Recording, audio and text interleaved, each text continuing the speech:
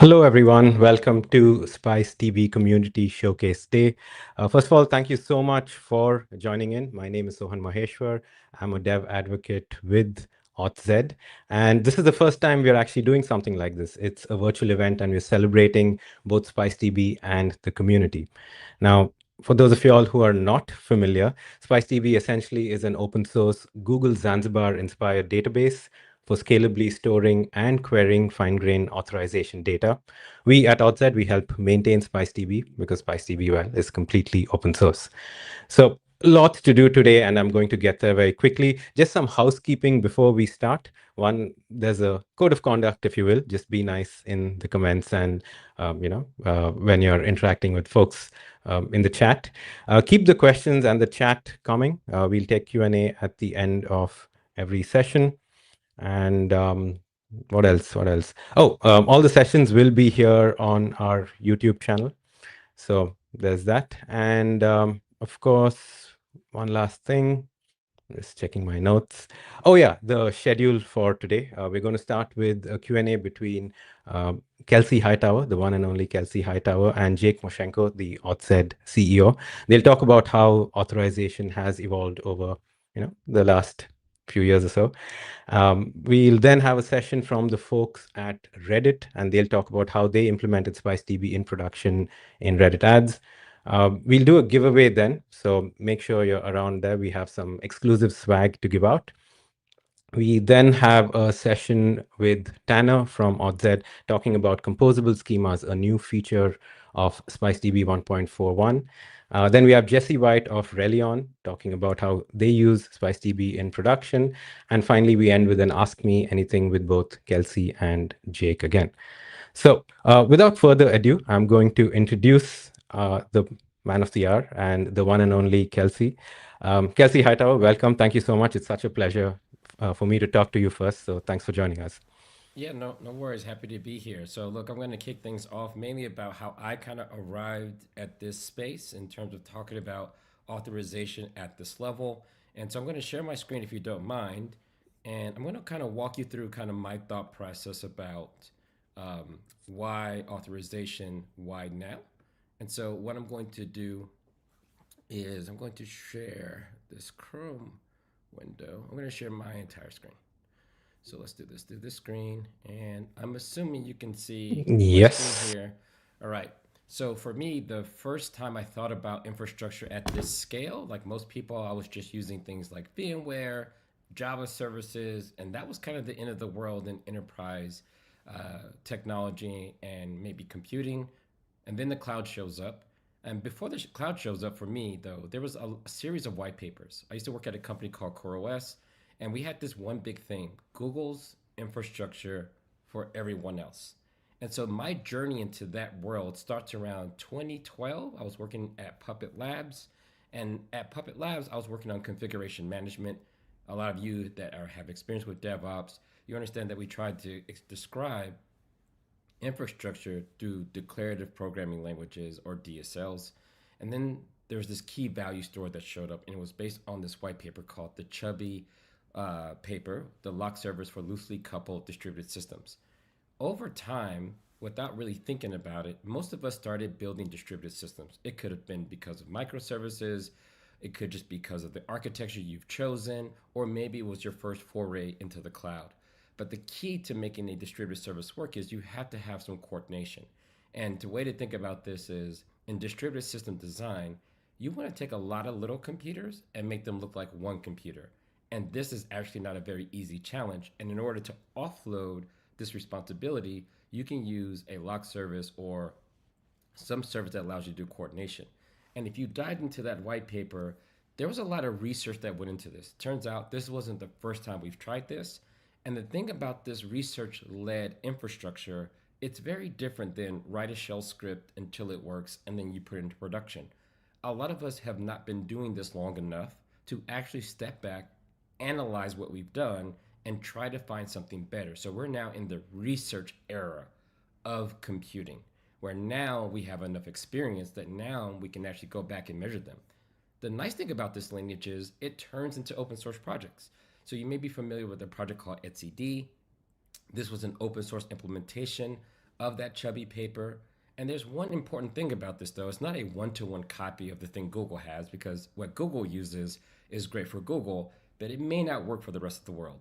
People like me saw etcd, and we started building little services on top of it to allow us to do distributed configuration management. I built a system called Compd that leveraged etcd as a backend, and the foundation for things like CoreOS, which was a distributed set of Docker hosts that coordinated themselves like a single machine, was also backed by etcd. And so now we have this new fundamental building block for creating distributed systems based on research. Continue on with that lineage, we get things like Monarch. If you haven't read the Monarch paper, there was also a lot of research in how do we do observability for those systems that we're building. So if you get into microservices, you go from one server to many servers, you're going to probably need to monitor, track them, and do things like metrics, distributed traces, you name it.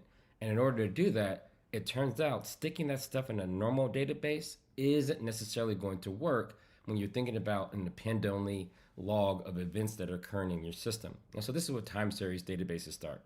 But due to research, we actually have a system from Google called Monarch. And Monarch is the system that they chose to actually handle all of these metrics that were coming into their system. Of course, just like the chubby paper, there's a white paper that backs up this research. And again, we're following this similar theme. Experience leads to analysis, leads to more research, and a new system was born called Prometheus. You may have heard of it. If you've been paying attention to the cloud native landscape for a while, you may be familiar with standards like OpenTelemetry, but also foundational systems like Prometheus that allows us to aggregate these metrics in a way that we can then visualize them using something like Grafana or your favorite dashboard technology. But here's the thing. None of this stuff ports one-to-one. Just because Google wrote some paper doesn't mean that we can just copy it, turn it into an open source project. You actually need real world experience to see if the theory works in practice outside of the organization that created it. And one of the famous kind of Reddit posts back in the day when Prometheus was released, a lot of people thought that this was like the end all be all, or maybe we should skip Prometheus and do something, because Prometheus actually is based on a previous system before Monarch called Borgmon. And a lot of people think that, hey, Google wrote this white paper, we should all just be doing that. And this SRE actually highlighted something here, is that Monarch necessarily didn't do everything that Borgmon did, the previous system which Prometheus is inspired from.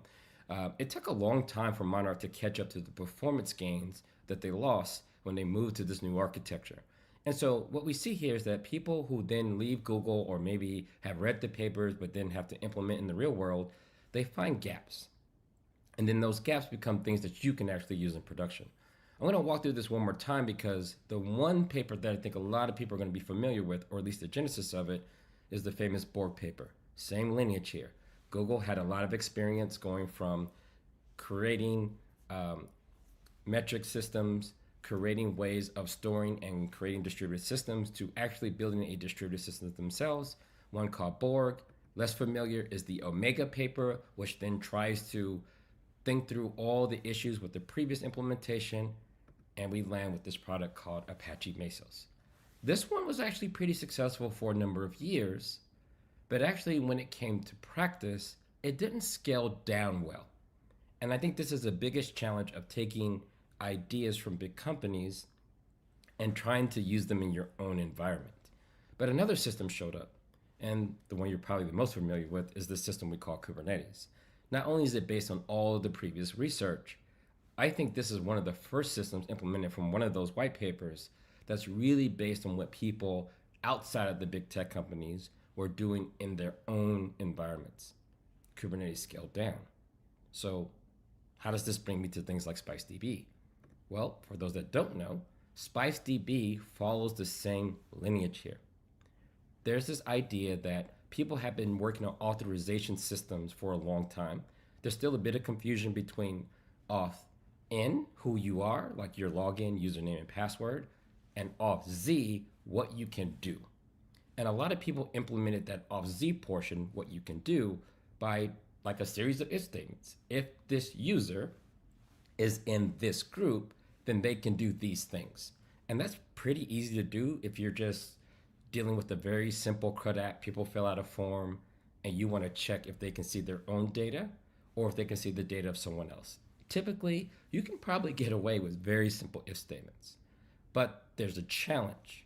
What happens when you're an internet scale company like Google, where you have tools like Gmail, Google Docs, where you want to have very granular permissions all the way down to the folder or file level? When I joined Google Cloud, there was no IAM. This is the concept where if I launch a virtual machine, I need to be able to control if that virtual machine can read from storage, can it even take network requests, or can it talk to another machine? That level of granularity is something that is hard to actually implement. Forget scale for a moment. Let's just talk about simple implementation, because the number of authorization checks you would have to do would bring most modest systems to their knees. So again, we get research on how to actually do this in a way that's consistent and that could scale both down and up. And that's how we end up at SpiceDB. SpiceDB takes a look at this practice of authorization and tries to give us a better data model for doing this at any level. Simple checks in your app, or if you're a big company that we're going to hear from today that has very complex architectures that requires hundreds, if not thousands, of permission checks while a user navigates a product and service. And so with that little foundational thing, hopefully that sets the stage for why now. Why are we revisiting all of these topics? It's because the research has finally borne fruit, turned these things into open source projects. And to help us explain more, I'm going to bring Jake to the stage. And I want to get insights into why Jake chose to build out a company to support these things. So welcome to the stage, Jake. Thanks, Kelsey. Thanks for having me. It's been incredible to walk through that journey that we obviously both got to experience live together as we started to see things like Kubernetes come out of Borg and etcd come out of Chubby. That's a really cool walk down memory lane.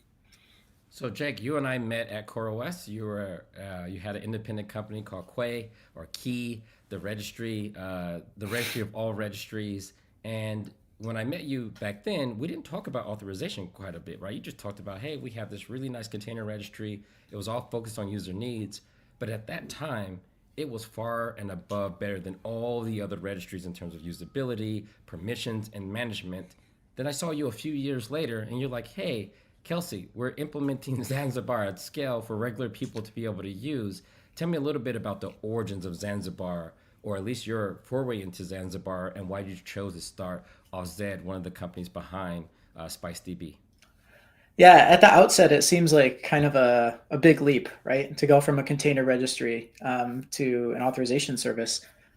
I think the genesis of it, though, is really like when you think about what Quay was, what made it special. It was the first private Docker registry, right? Like Docker Hub was fully public. That was your only option. There was an open source option, but there was no way to store and grant access to private container images.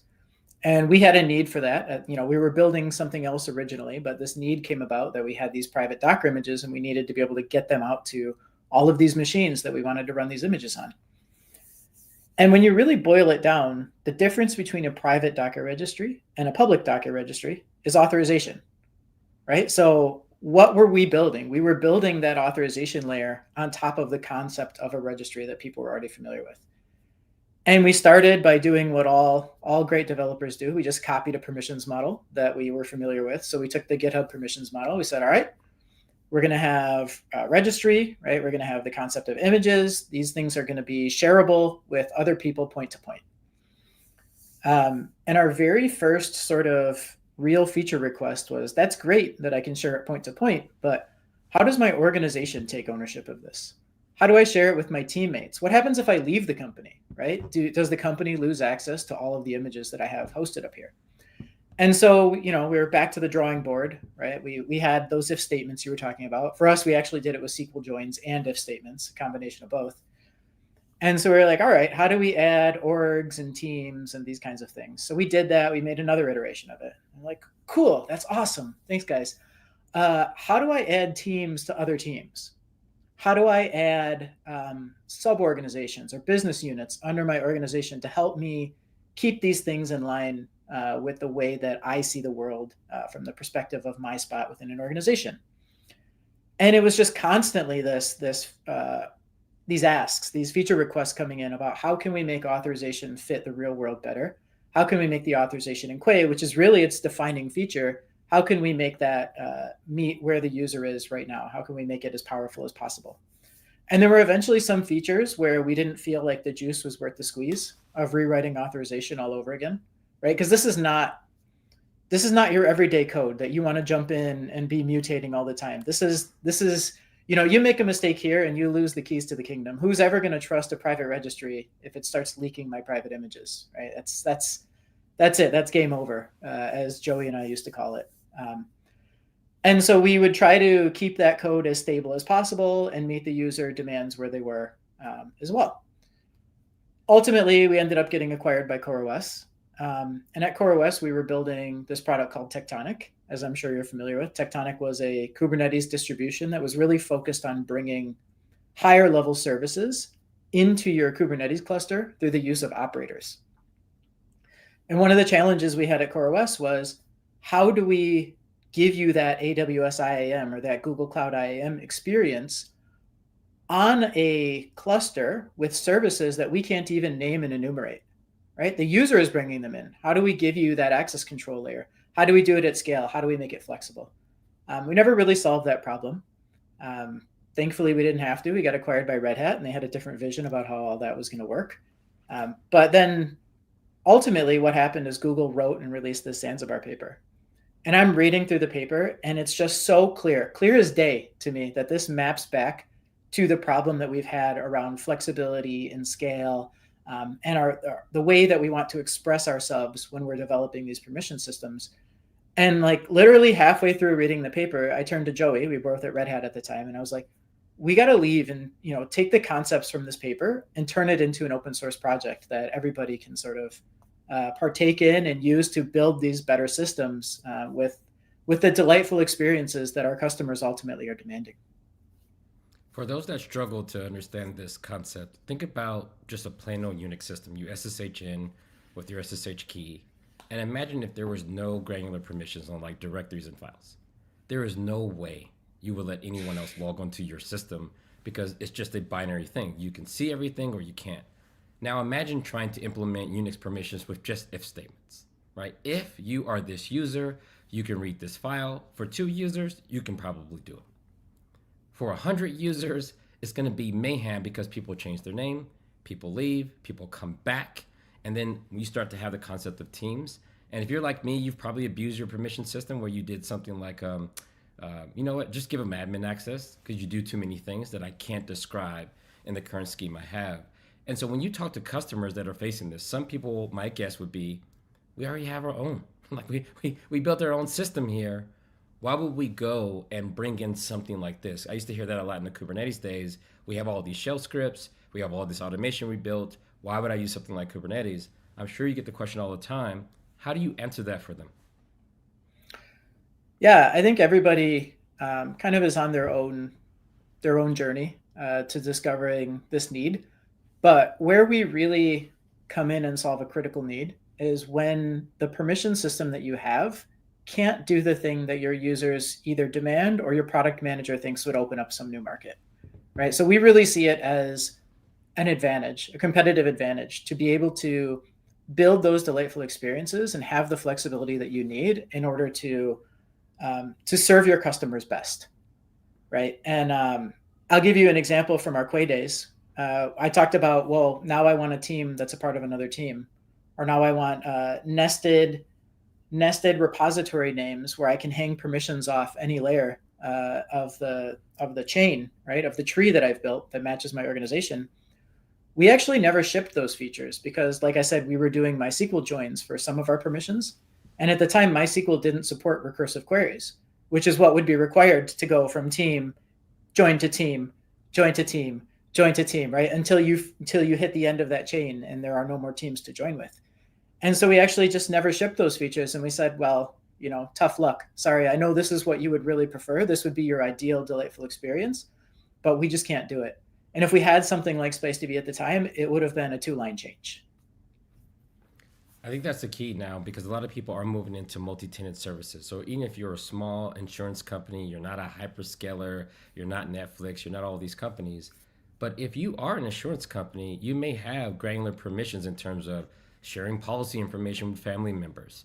I know a lot of these policies now are using metrics from the car to decide if you're a safe driver or not. How do you give granular permission to the app, let alone the people that are trying to analyze that data? And so, if you want this multi tenancy like experience, you're probably going to find yourself in the same boat. And when people don't have granularity access, they typically shy away from collaborative type systems, right? Like, hey, we don't have a good way to safely share data with other people in your network, therefore, we won't allow it at all. And so then people start exporting data and passing around PDFs outside of the system, making the problem even worse. So, what would your advice be to people that are looking at their roadmap and asking themselves, what does authorization allow me to do? Because I still believe most people don't know that they're limited by this. They just can't figure out how to build it, so they don't even try. Yeah, I think a lot of people don't know to go look for a solution, right? This has just always been, well, one more if statement will solve it, or the eng team needs 2 months or 2 quarters or 2 years, and then they'll be able to ship this experience. So I think a lot of people don't know that this is a problem. And I think you look at your roadmap and you try to identify those kinds of opportunities to bring things forward, to ship things earlier, to make things more delightful for your users, and then map that back to, is authorization the thing that's holding me back? And one of the things that as a really fun exercise for me is I like to bring up Excalidraw, right, which is like a quick, it's a virtual whiteboard for the post-COVID age. And I like to just get people talking about their permissions, because a lot of times people don't even know the complexity that they already have, right? So they start by saying, all right, well, we've got a repository and it's got users. And I'm like, okay, cool. Well, do you have teams? And they're like, yeah, we've got teams too. So, you just start adding things to the whiteboard and getting people to talk. And then by the time you're done, you find out that they've got meta permissions, right? They're trying to figure out who can mutate permissions, right? They've got different roles within the team admin, the team raw member, right? Other teams can be admins of other teams. And you end up developing this big web on the whiteboard of all the complexity that they've distilled down and put into their product. And then once you've got that web all graphed out, we can just go into the SpiceDB schema language and just start modeling it out and just typing up the schema. And when we're done, they go, that's it, right? Like all those things we just talked about, all that complexity, all those if statements, that's what it looks like in the SpiceDB schema language. It's like, yeah, that's it. And by the way, if you want to add this functionality, just go here, right? Just like, you want to add super admins. Here's how we add it with a few lines in the schema.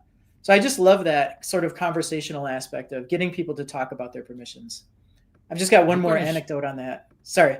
I was talking to my dad. Go ahead.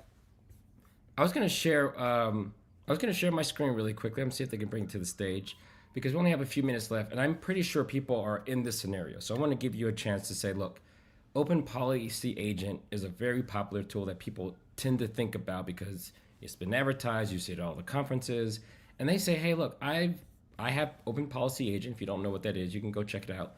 And if you go to the documentation, and I'm just going to click around here, and if you click on the docs, and you look at this thing that says, hey, you can create some policies. You're not necessarily writing if-else statements. Instead, you're writing, I'm going to try to show people if they can even make sense of this. You try to write this Rego expressing language that says things like, if you're this user, oh man, we got to get to it. Where are we at? I'm going to try to find an example of running Open Policy Agent and actually making policy decisions. Maybe we won't, here we go. Let's just say, hey, look, if this server ID is in my group of public servers, then allow it in. So if I look at this Rego language, some people have a hard time parsing it. When you look at this and say, hey, why is this not enough? Why would someone need SpiceDB when they already have something like Open Policy Agent? Yeah, that's a great question. And actually, the Zanzibar paper does address this a little bit. So I think of Open Policy Agent as most closely aligned with having a library that just does authorization for you in a specific way. And where these things usually fall down, and Google talks about this as well, is you have to go and collect the data to feed to this policy engine. And that's really powerful if you're writing something like an HTTP filter, right? Like I've got the IP address, I've got, if it was X forwarded for, I've got that, I've got the operation, I've got the URL. All that data is already there. It's easy for me to feed it to what essentially boils down to a computer program and get an answer back out. But where it's kind of weaker or it doesn't work as well, again, in my opinion, take this with a huge grain of salt, CEO of a permissions company, but is where you have all of this, what I call ambient context, right? There are relationships between people and other people or people and data that exists behind the scenes outside of the scope of the exact request you're being asked to service. For example, if you were trying to do Google Docs style permissions and you got an HTTP request and it says, this user, right, and I know the user, I've got a service to do that, is trying to access this document, and then you just get like a 40 character long string, right? Can they do it? Well, how the hell would I know, right? I need to go and I need to understand who that user is, what their relationship is to the document. Are they on a team that the document has been shared with?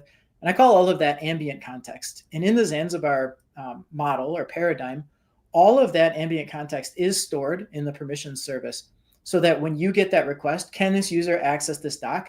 You can confidently and correctly say yes or no based on all of those relationships that exist outside of the scope of that individual request.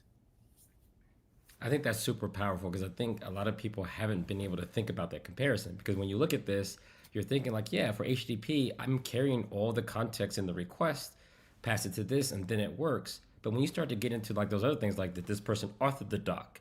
Were they given permission by someone else that has permission to grant permission? You may not be able to express that simply using a DSL like this. That's where I think things get a little more tricky. Thanks for answering that. I know we're back on for a Q&A from the audience. So if you do have questions, whatever platform you're watching this on, put those questions, queue them up, because me and Jake will be back to do a live Q&A to go over some of the details and get into some of the nitty-gritty and answer your questions directly. With that, I'm going to pivot on to our next set of guests, which is going to be the team from Reddit. If you're there, welcome to the stage. We're going to talk about how Reddit uses SpiceDB in production. Samita, Brendan, welcome to the stage. I spent some time with the Reddit team before, and the thing I think everyone is curious about when they see any new technology is like, does it work in production? And they love to hear from people that have actually done it. So welcome to the stage. If you don't mind, introduce yourself, tell people a little bit about what you're working on, and then we'll go from there. Sure. I'll start by introducing myself and Sumeda and explaining a little bit about Reddit's ads platform. So yeah, Sumeda and I help support Reddit's advertiser platform. This is the portal in which advertisers come to Reddit to put their product in front of an audience, right? And the platform as a whole includes not just defining those ads, but all of the surrounding resources like payment information, the actual audience you want to target, large catalogs of products that you might be keeping in stock, the top level business itself that's running the ads, and the many employees that are operating within the business and the varying degrees of access and different things they're allowed to touch. And just to kind of tee up how some of this relates to complex authorization is, as we've come to understand the needs of our largest and most valuable customers, we've learned that everyone has a different idea around how they want to structure these varying assets and how their employees are allowed to behave. And it doesn't even stop with defining employees in a single business. Over the past year or so, we've been launching a lot of features that allow businesses to share these assets with other businesses with an entirely different set of employees. And these are the features that become table stakes when you want to represent an advertising agency type relationship.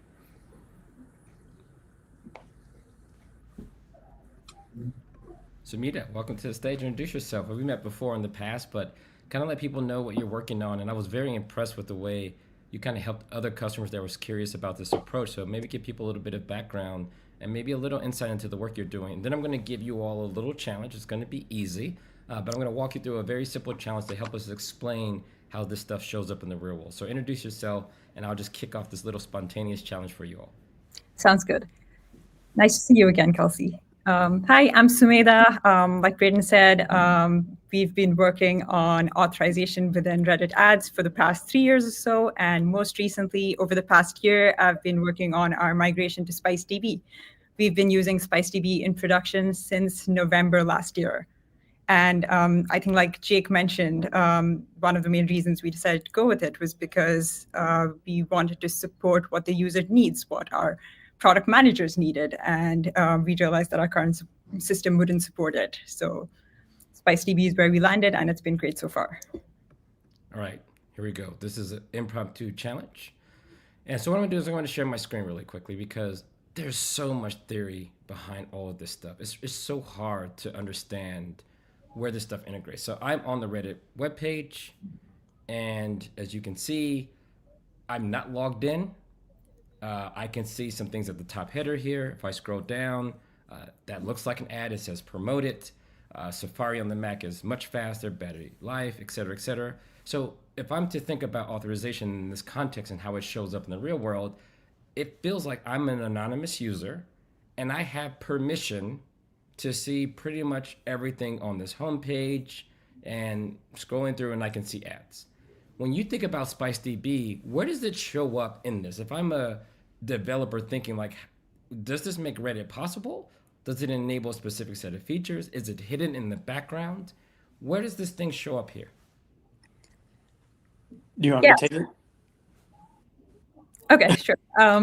Yeah, so if you could scroll back to one of the ads, where SpiceDB plays in is actually how the ad was set up. So there's someone out there who decided that there should be this particular ad with this image under the /Apple profile. So we have ads.reddit.com, which is our ads platform side of things. And that's where we decide that you log in as a Reddit account, but you wouldn't be logging in necessarily as /Apple because you wouldn't want 1,000 people logging in with that shared username and password. So you could be someone, either an employee of Apple or maybe of an ad agency that's running campaigns for Apple. So you'd log into ads.reddit.com. You would have access to certain ad accounts. Ad accounts are logical groups of campaigns that the business wants to run. And those ad accounts might have access to profiles. In this case, a profile is /Apple because that's what we want the ad to show up as. So you have someone logging in as one Reddit account, /Apple employee 123, say.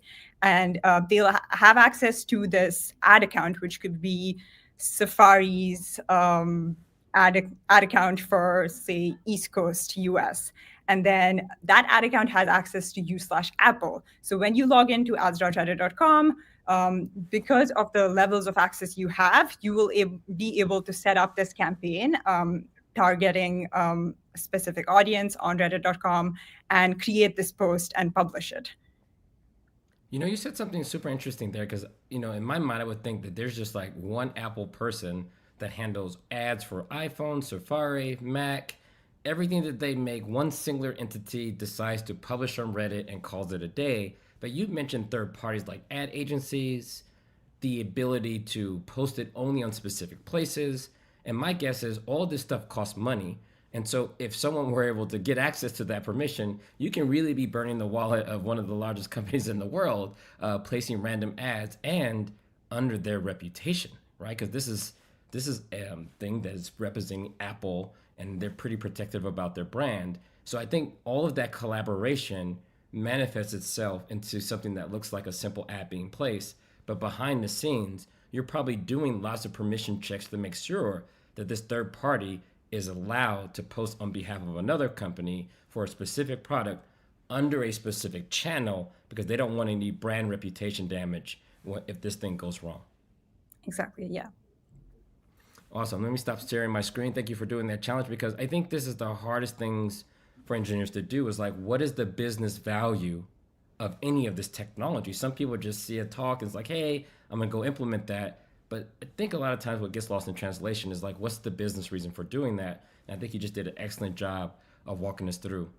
Before we get to exactly what you're doing at Reddit, what were you doing before? So that's like my favorite question to ask because new and shiny is kind of easy and it's fun.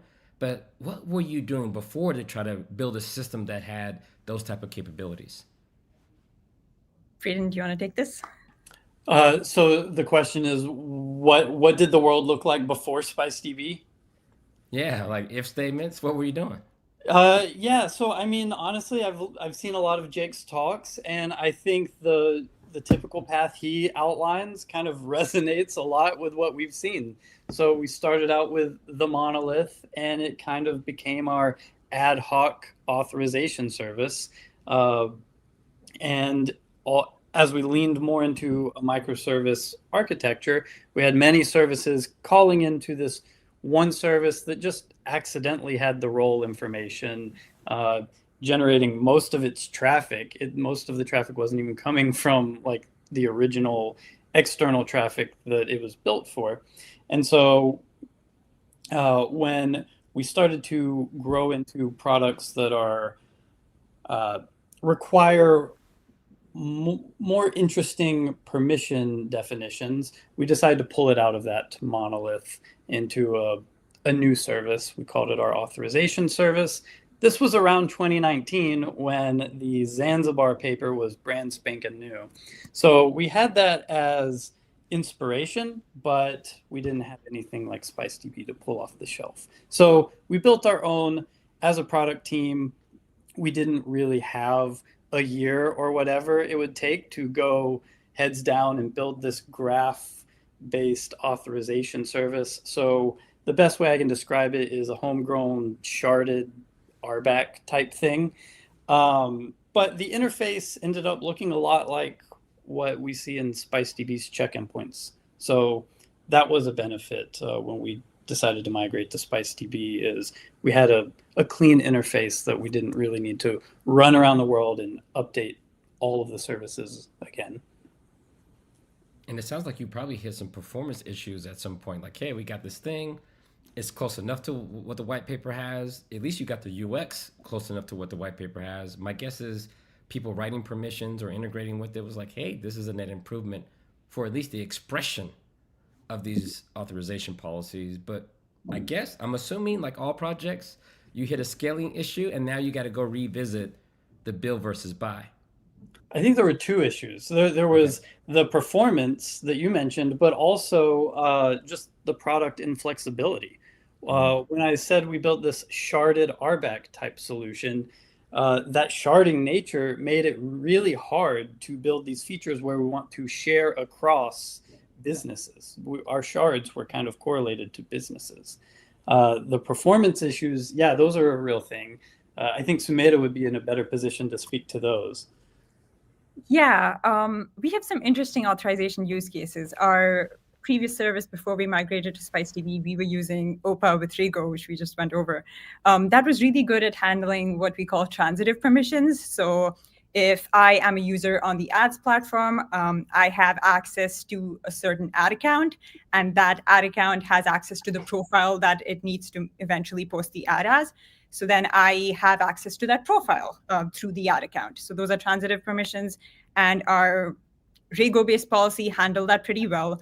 But as we started looking at more requirements, we realized that we had more of a graph problem rather than a tree problem. One example I like going over is, let's say that Braden and I are both working on the ads platform for a business.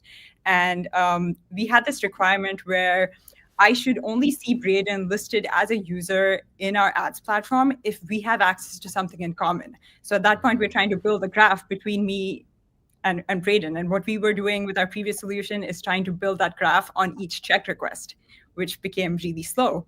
Whereas now in SpiceDB, it already is a graph, and we just need to ask it if that kind of connection is there. I think that's super important because, yeah, this is really outside of the scope the way people think about permissions. Only do this if these other things are true, but those things may not necessarily be expressed in a specific app context, right? Like you may have to get this on behalf of some other service. We have 5 minutes left, and now I think the question is, so it sounds like the team knew about Zanzibar. You did what all good engineers do. You wrote it yourself. You put it and got a lot of value out of it. Like I think there's always value in celebrating success, even if you don't use it forever. Just getting the company to the next step. You got a good user interface, and then you had to revisit things. And now there was an open source, off the shelf solution. The next question comes in: what's the migration process look like? Right, you have a system that everyone is using, it's in production. You typically just don't turn things off and start using the new thing tomorrow. Walk us through that migration process and like how long did it take, and maybe is there still work left to do? Yeah, sure. I can go over this. So how long the process took? I think we started exploring open source readback solutions in January last year. I think we landed on SpiceDB by the end of the month, and we completed our migration in November last year. So that's how long it took. Part of it was just we're running open source SpiceDB, so getting the Kubernetes operator up, getting our cluster, and then the actual migration process that you talked about. So yeah, we couldn't just turn our old system off and turn the new one on. So we did this in sort of a tap and compare mechanism where authorization checks would go both through our old flow as well as to SpiceDB. We'd add metrics for any discrepancies we saw there, because the main goal was that services outside of our authorization service shouldn't really see a difference apart from performance improvement. Our platform should work exactly the same way as it did before for all advertisers. So we did this tap and compare phase for more than a month or so, where requests were going through both the old and the new system, identify discrepancies, fix them as needed. Before we even got to that, we had to dual write all of our data because SpiceDB keeps track of a lot more information, like Jake was mentioning. So yeah, once all of that data was written in and we ran the tap and compare, once we were confident that the platform would continue to work the way it did today with SpiceDB, we could just flip the switch and make SpiceDB the source of truth. And I think the good thing about having our own authorization service as sort of a layer over SpiceDB was that no one else really even had to know about it, even within other teams in the ads platform. We just did the tap and compare within our authorization service. And then when we were ready to switch things on, SpiceDB became the source of truth and no one else had to know. And that's how we even decided if this migration was successful. If no one knows about it, it means things went well. I hope people that are watching this take that away, because a lot of people always ask this question, like, how do you embrace new technologies? And I think you do that by making sure that you have fundamentals in place, like an authorization service.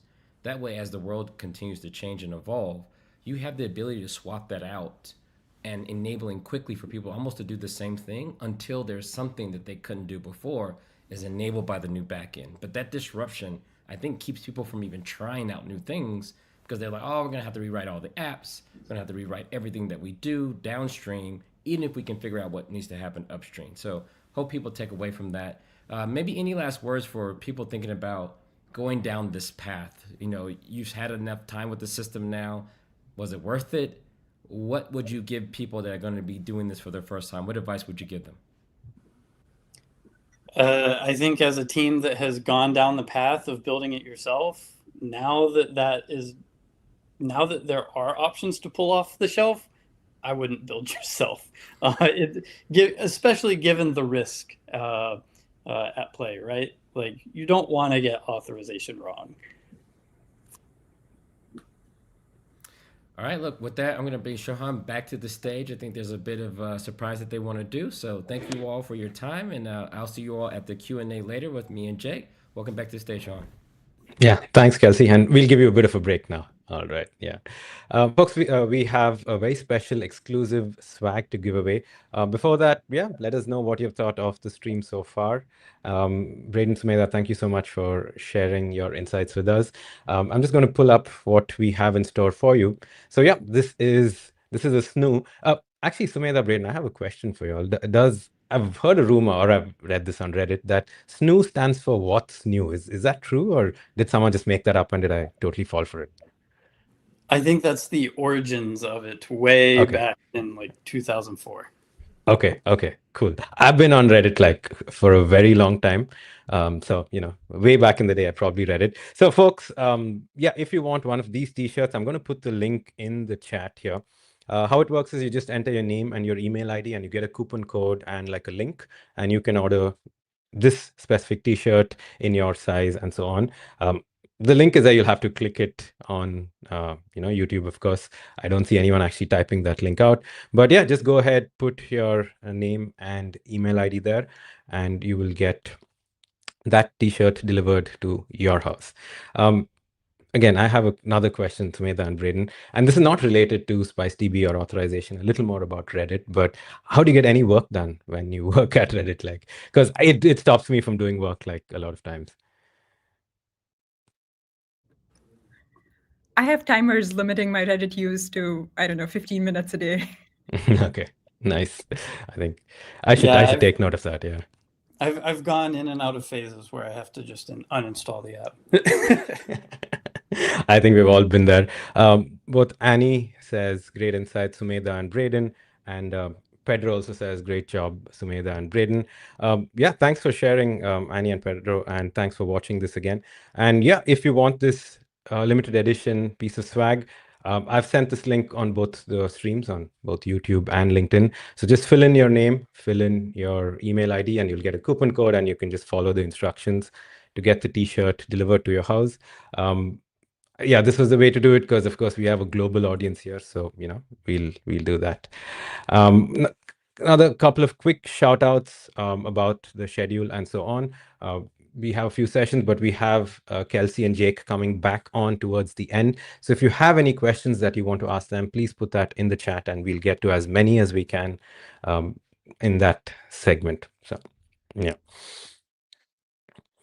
All right, folks, that link is going to be there for a while, so feel free to fill that in. Sumedha, Braden, before we let you go, any last thoughts?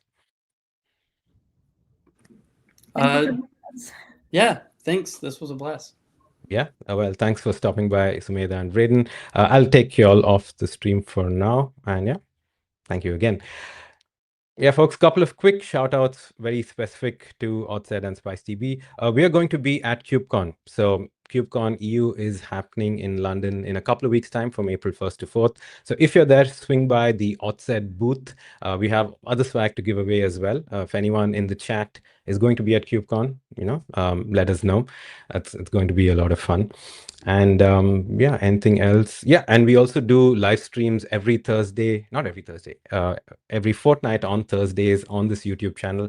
So hit that subscribe button. We are streaming tomorrow as well. We have an engineer from AuthZ, Veronica, talking about performance testing SpiceDB. So that'll be fun. If you enjoy geeky stuff around authorization, SpiceDB, and so on, that's your place to join.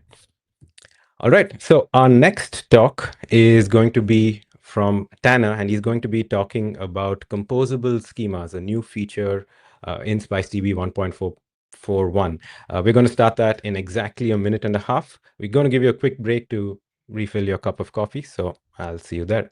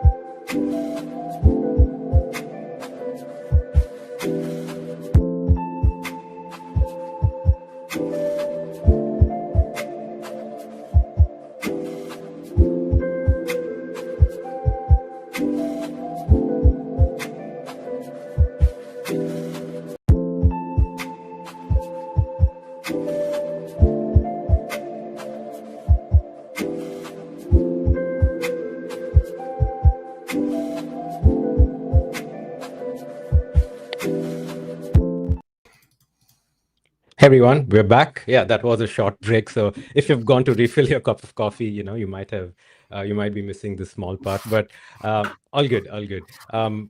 I'm so happy to have Tanner on the stream here for two reasons. One, he's been on a live stream a couple of times, and I absolutely loved listening to him talk about concepts of SpiceDB and authorization. But two, also, Tanner was very much a member of our Discord community, super active there. Yes, we have a Discord, and now he's part of AuthZ. So I love when that happens. Tanner, welcome to the SpiceDB Community Showcase. Yeah, thanks for having me. Yeah, so Tanner's worked on this very cool feature that we launched as part of SpiceDB 1.41, which is composable schemas. Tanner, take it away. Cool, sounds good. Let me get my wee little presentation going. Yeah. In the meanwhile, since I mentioned Discord, I think it would be rude of me not to give you the link if you're not part of the Discord already. So that's our Discord server, authz.com/Discord.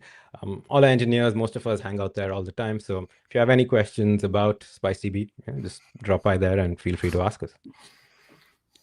And you are live, Tanner. Awesome. Cool. So yeah, I'm talking about composable schemas, this was one of like our most requested features for a while. It was actually something that I really found myself wishing I had when I was at my old company where we were using SpiceDB.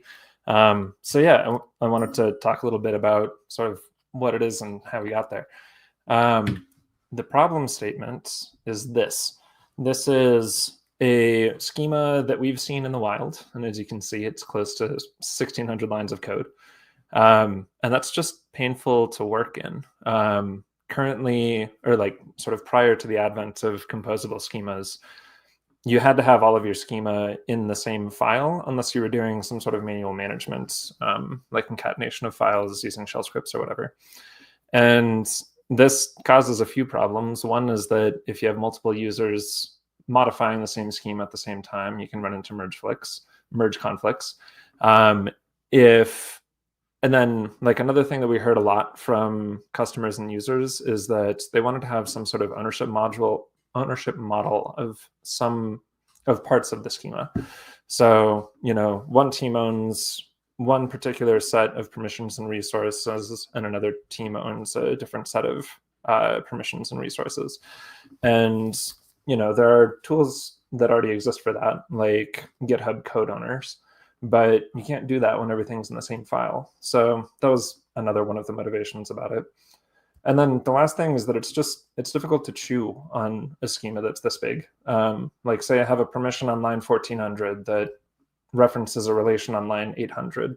Suddenly tracing the walk that you're taking from your resource to your subject becomes that much more difficult because you're having to jump around in a large file and keep track of what it is that you're looking for. So we wanted to provide some way to break things down a bit. And so like kind of as a visual way of describing the problem and how we approached it. Imagine this is a schema. The boxes are the definitions in your schema. And then what I'm not showing is that inside these boxes, you have your relations and your permissions. And so say we've got a relatively simple schema. It's got users, it's got roles. Users can have roles on files and folders. One sort of relatively simple and easy way to break things down would just be to sort of cut along the lines of definitions, move different definitions into different files. And that's basically what we did with the import syntax. The idea is that you can put different definitions in different files, and then the import syntax allows you to bring them all in together. And that works great when you have a schema where all of the definitions defined in it are sort of domain specific, relatively independent. It works less well when you have definitions that cross domains or cross team boundaries. So in this particular example, like a role would be a good example of that, because a role is going to need to have relations and permissions that pertain to every relation and permission in the system. And that's going to be like across team boundaries and across domain boundaries. So we need another way to break things down. And the idea is that we want to be able to break things down along the lines of relations and permissions, and then be able to pull those apart as well and put those into different files. And the way that we chose to implement that was with our partial syntax. So to make it concrete, this is the implementation that we ended up going with. The idea is that you've got a root.z file, and this is the thing that you're invoking the compilation on. And then you've got a subjects file, and it's just defining some subjects for your schema. When you see an import statement, what it's functionally doing is it's going to the imported file, grabbing everything that's in there and pulling it into the context of, into the compilation context. And then we've got this idea of a partial. And the idea of a partial is that anything that goes in a definition can also go in a partial. And then the partial isn't actually used in your schema until it's referenced. And you can see we've got this 3-dot syntax, kind of reminiscent of object unpacking in JavaScript. And the idea is that when you see this partial reference syntax, the compiler is going to go, okay, I'm going to go look for a partial named view partial. I'm going to grab the stuff that's inside it, and then I'm going to stick it right here in this definition. So when you run Z preview schema compile, this is what's going to come out. It's going to be another schema, one that you can write directly to SpiceDB. I'll note that if you were to try and write this schema directly to SpiceDB, it's going to say, hey, I don't know what this import thing is you're talking about. So you do need to run this compilation step beforehand. But the thing that comes out is a schema that you can write directly to SpiceDB, and that has the definitions where we expect them, and then the relations that were defined in the partial where we would expect them. That was a lot all at once. Do I have any questions? I'm also not looking at the chat right now. No, we have a comment from Veronica who says Tanner with sparkles around, which I fully agree with. Thanks. Yeah, but no questions yet, Tanner. So, okay, cool. Yeah, but also shout out to folks in the audience. Feel free to drop any comments, questions that you might have in chat. If it's related to this session, we'll take it immediately after. If it's related to authorization or SpiceDB in general, we'll take it towards the end when Jake and Kelsey come back on. So yeah, let's keep that chat going. Cool. So then sort of how we got here, what were our considerations? These were kind of the ideas or the philosophy that we were sticking to when we came up with the design. I'll also call out up front that all of these represent trade-offs, that there is no one best way to do things, and that this was just the things that were guiding our decision making. The first is that in our minds, explicit is better than implicit. So when you look at the root schema file that you're running compilation on, it has all of the information in it that you need to understand where to look for all of the pieces that are being referenced. So when you see an import statement, you can go to that file, you can check out the contents and know that they'll be brought in. When you see a partial reference, you can look for that partial name and know that that's being included in that spot. It kind of steered us away from an extension syntax like what you might see with GraphQL, where you have kind of repeated definitions and repeated extensions that are then merged into your schema. And then we also wanted it to be easy to get started. So you can probably take the schema that you've got today and run it through the compiler, and everything's just going to work. There's the idea is that we wanted it to be possible to pull in the complexity of partials and imports as you determine that they were necessary for your use case. This is something that steered us away from using a manifest file or a package file that requires you to list out all of the files included in the compilation process. We wanted it to be possible to just run the compilation step directly and get the benefits. And then finally, there's an idea of retaining atomic rights to SpiceDB. So we think it's valuable to be able to look at the schema that you have and validate it as a single consistent entity, that all of the relations and all of the definitions are internally consistent, and that you then take that validated schema and you push it all at once up to SpiceDB. And so this was something that steered us away from a design where we might have made it possible to write a partial schema to SpiceDB, overwriting just subsets of the schema. because it makes it more difficult to consider the entire schema all at once and know that everything is going to behave the way that you think it will. So that was kind of the why we went the direction that we went. And then as far as where we're at currently, we're in preview mode. You'll remember that the invocation right now is Z preview schema compile. And the idea there is that this is like our best idea, best guess of what's going to be useful for folks, but we want you all to give us some feedback, try it out. Let us know if there are things that aren't working for you. And we want to give ourselves the wiggle room to make changes before we move it towards GA and kind of nail it to the floor. So this is available as of Z 0.27. We have customers and users who are trying it out. We've gotten some positive feedback. We're still waiting on the negative feedback. So if you got it, bring it. And then once we've gathered that feedback and incorporated that feedback, we'll move it to GA and it'll become Z schema compile. And that'll be the API going forward. Nice. So Tana, just a quick note. I've dropped the link to the issue, actually specifically to your comment in the issue, Tana, which has both the link to the documentation as well as the preview version, of Z that has support for composable schemas. So folks, yeah, as Tana mentioned, we'd love your feedback on this, either positive, negative, what's working for you, what's not.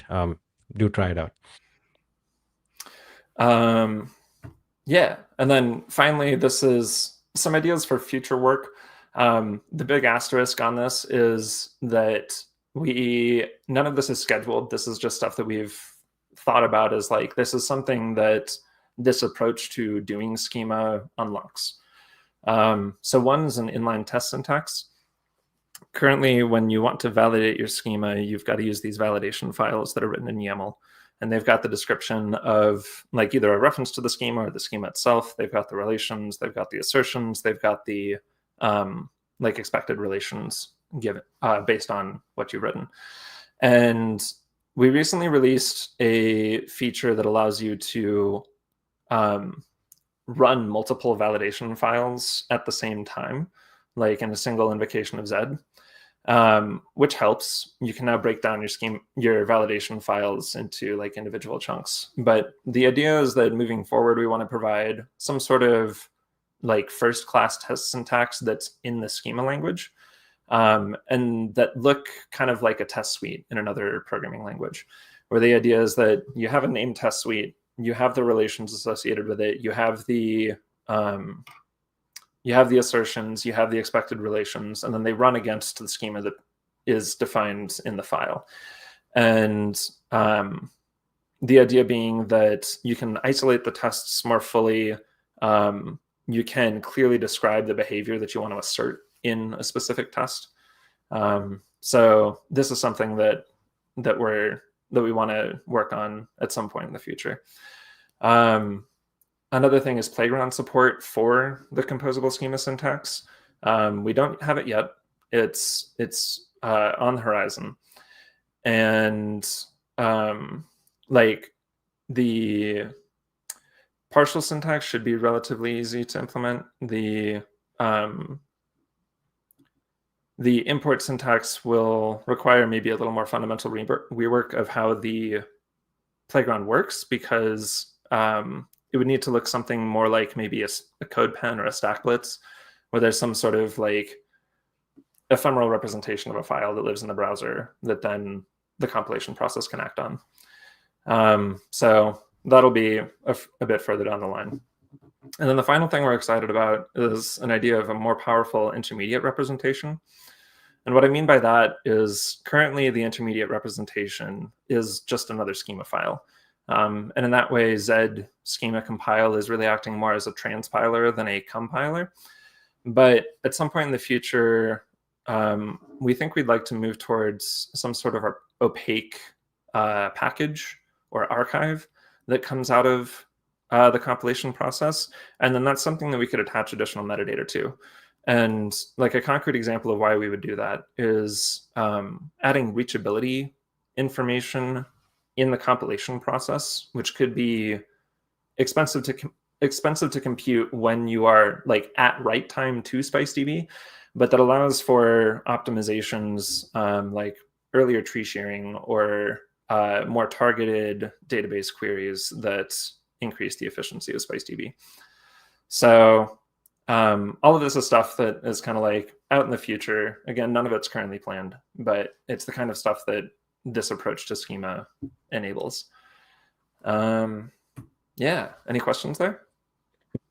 Sweet. Yeah, folks, if you have any questions about composable schemas or how it works or anything, basically, just drop it in the chat. We have a comment from Braden, presumably Braden from Reddit, who we just had, who said, "This is great. We've been wanting this." So, I think that's immediate validation, Yeah, So awesome. yeah, thanks, Braden. That's a good way to get like customer feedback, right? Like have them on live stream and then, yeah. No, but thanks, Braden. That's awesome. Just going to shout out a couple of people in the audience. One is Yordis, who regularly joins our live streams. Hello, Yordis. Thanks for joining in. We have some questions from Suri and Andreas, etc. We'll get to your questions, folks, in a bit. Tanner, since you answered Adam's question, even though it's not related directly to composable schemas, maybe let's talk about it a little in depth, because we spoke about this a little I think a couple of weeks ago on live stream, right? So Adam, you should check out that live stream as well. But yeah, let's talk about this, which is the idea here things like who owns a doc resides solely in SpiceDB, or would you keep that state consistent between the main data store and SpiceDB, which I think it's a wonderful question. So let's take it for now. It is. And it's one where I would rephrase it slightly, or maybe like answer a slightly different question than you asked, which is sort of what state do I need to sync to SpiceDB? And the answer is you sync anything that you need to be able to make a permissions check work. So like a concrete example of this in our fake schema would be like the relationship between a file and a folder is not something that you're writing when you're giving someone access to a thing. It's something that you're writing when you add a file to a folder. And this is actually like the example that I use like in that live stream and in the blog post as well, the associated blog post, where I'm talking about the dual write problem. And the idea is that, you have your application database that's keeping track of the files and the folders. And then you also have SpiceDB, which needs to know about the relationship between the files and the folders. And so one option is to make SpiceDB the source of truth. And it comes with some caveats, but that is an option. And another option is that you are just writing to both systems when you make your request. And then there's a whole bunch of nuance in there, because when you're writing to two systems, you suddenly have a distributed transaction. And turns out distributed transactions are a capital H hard problem. But in that blog post and in that live stream, I talk about a whole bunch of like potential solutions that have various levels of complexity and sort of various structures that may be more or less appropriate for your code base and organization, depending on what you've got. Yeah, Adam, and I see the link's been posted here. This is the live stream that Tanner was referring to. So I think this was from a couple of weeks ago. Both of us were talking about the dual write problem. And it's a fascinating discussion because we talk about the different trade-offs in different approaches. We also had Yordis and a couple others who were very opinionated about some of those approaches as well. So you should check that out. Tanner, I have a question for you, but before that, since a bunch of people just joined the live stream, we are giving away free swag, and this is exclusive Reddit plus AuthZ swag. So if you haven't already, do sign up on this link. I'm going to paste that link again in the chat.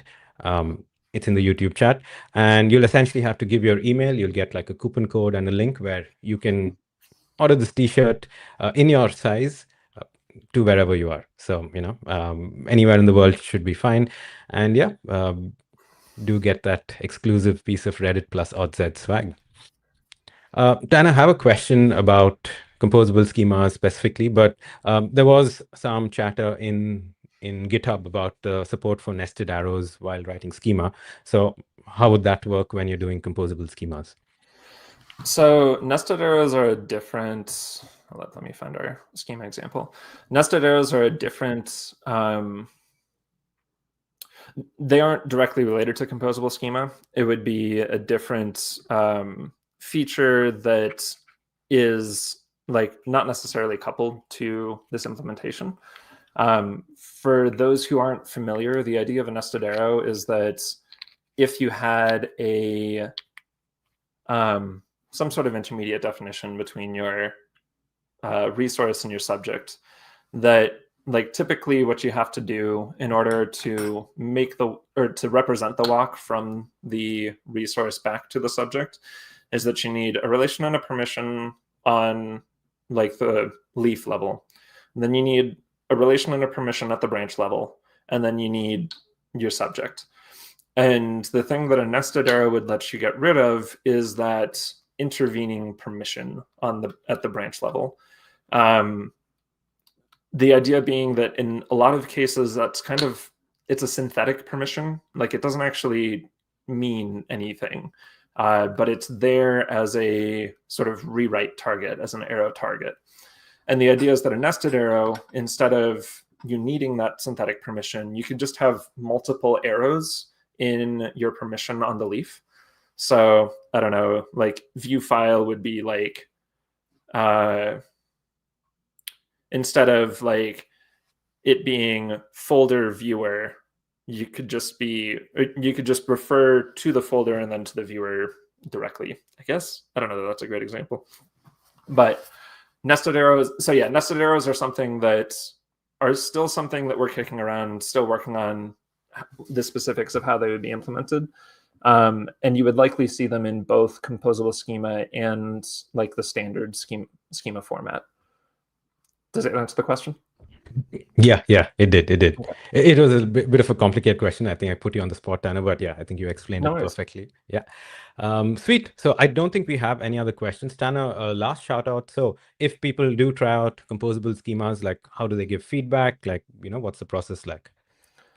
I think the GitHub issue is probably the best way in terms of like, it's going to be the place where conversation is happening, both for people who are our customers and for people who are open source users. But like any way that you want to get a hold of us, whether it's Discord, whether it's Slack, if you're one of our customers, we want to hear about it. Yeah, find one of us online, basically. This again is the Discord link if you're not on our Discord, but yeah, also the GitHub issues work. Awesome. Well, Tanner, thank you for this wonderful explanation and for everything that you do in the SpiceDB community. We really appreciate it. And yeah, thanks for jumping on stream. Thank you. Yeah, all right. Sweet. So, folks, again, couple of quick shout outs again. We do fortnightly live streams on Thursdays. So tomorrow there is a stream with Veronica. So do join us for that. Also, we're going to be at KubeCon in April. So if you're at KubeCon, do drop by our booth. More swag to give, but also more authorization to talk about. The next session is with Jesse White from ReliON. Very, very interesting use case, slightly different in the sense of the industry that they're in. So it's going to be, very informative. I will see you in exactly a minute with Jesse. Don't go anywhere.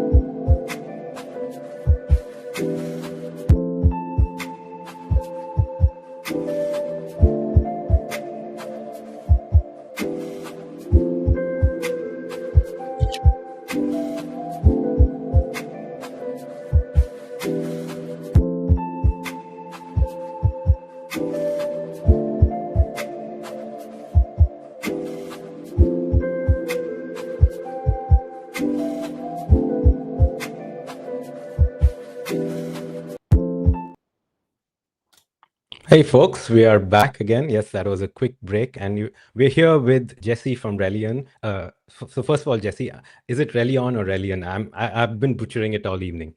We call it ReliON. ReliON. Oh my God, that's the third option. All right, ReliON. So first of all, apologies. It's ReliON. Jesse, this is your second live stream of the day, correct? Yeah, correct. Yeah, just got up Yeah. Nice. webinar. So yeah, back to back, busy day today. Busy day today. Okay.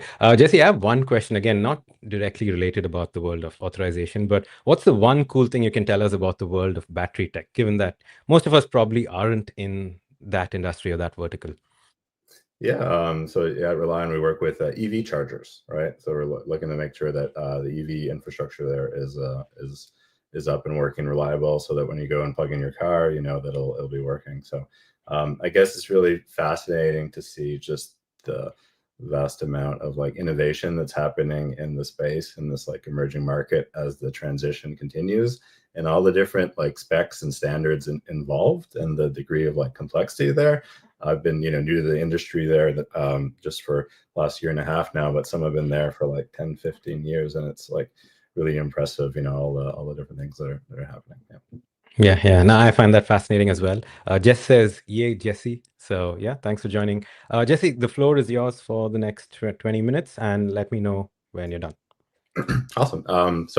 Hey there, everyone.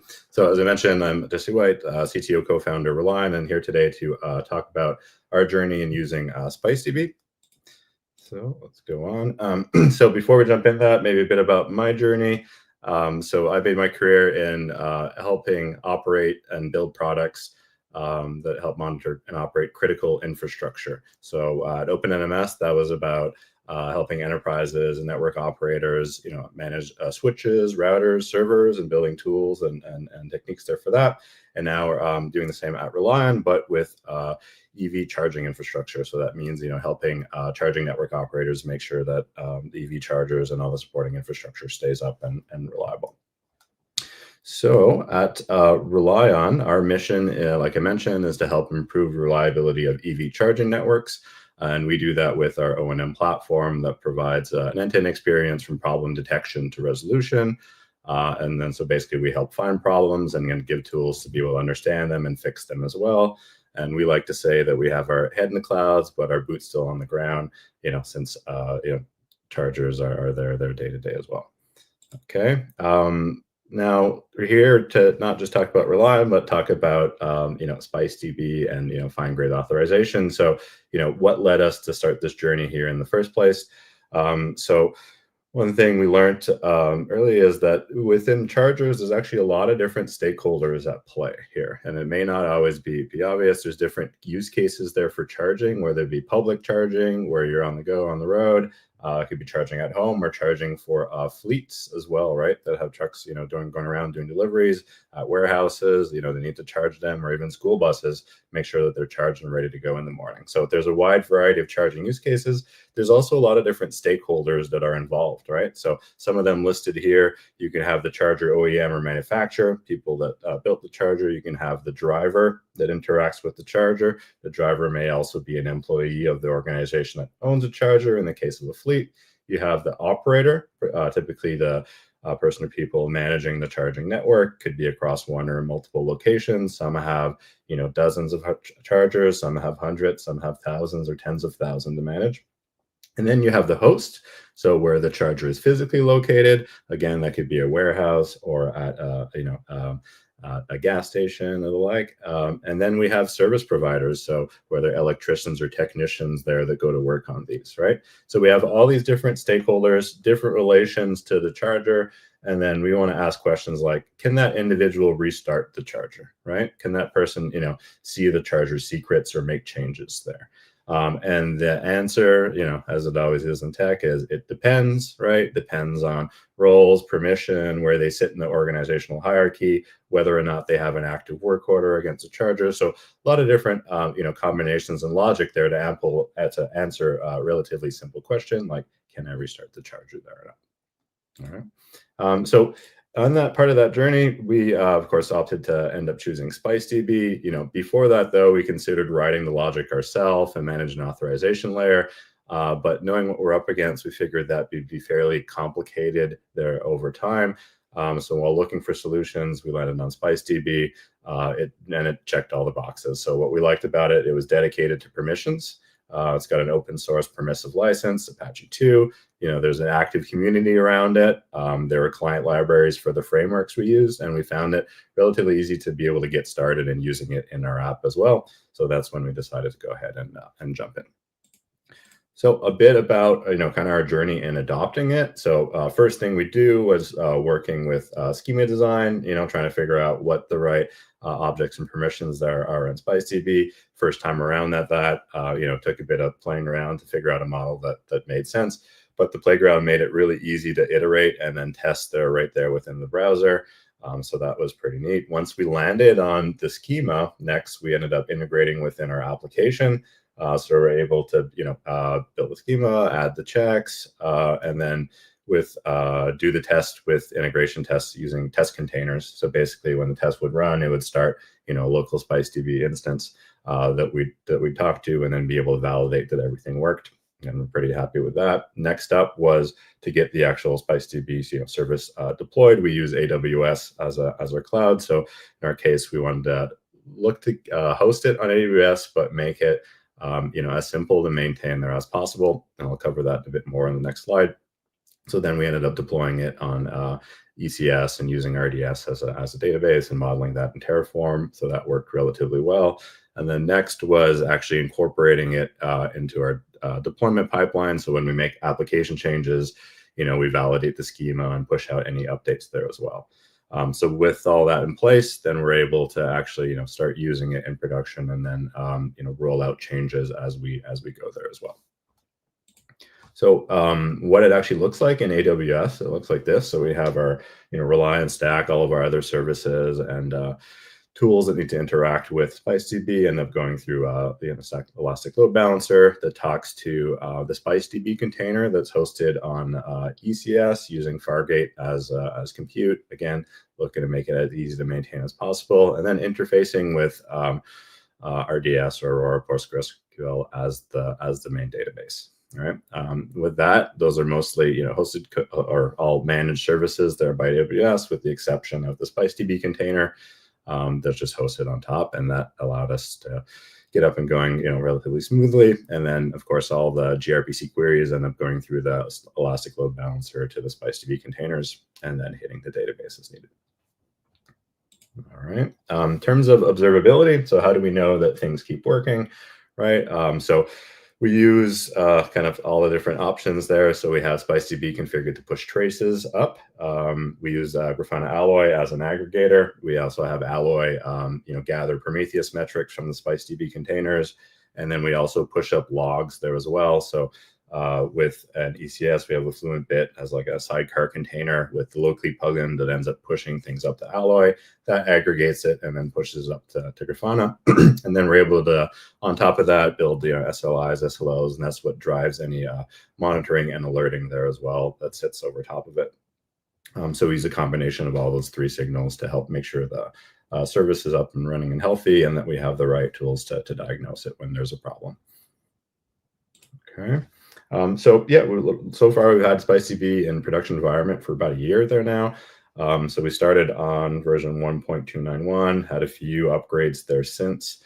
Anytime there's maintenance required, or we want to audit permissions, let's say to verify things, we end up leveraging the Z CLI, which is pretty nice.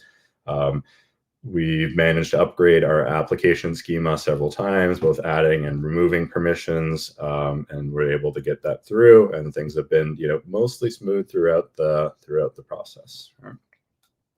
So, a few lessons that we learned here, while working with SpiceDB. So first of all, it was really nice to see how welcome the community was there to contributions. So one thing that I like to avoid having to do is rotate secrets unless necessary.